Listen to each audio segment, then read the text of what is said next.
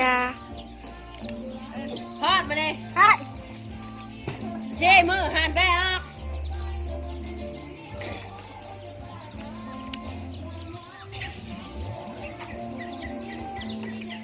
ห้อง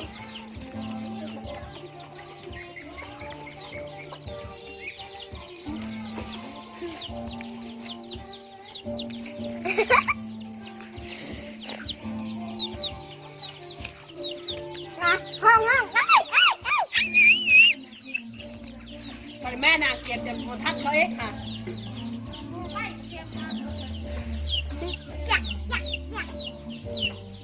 น้ำน่ะผ่านไป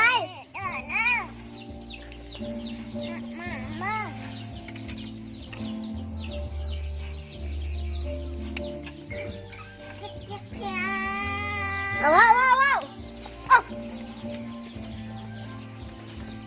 โอ้ยไม่ค่ะนักงานยุนักงานบนขับหนังถูกบนหลุมก็ยังไม่นักงานยุนักงานสุกแล้ว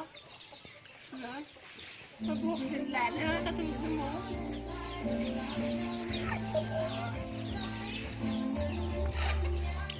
โอ้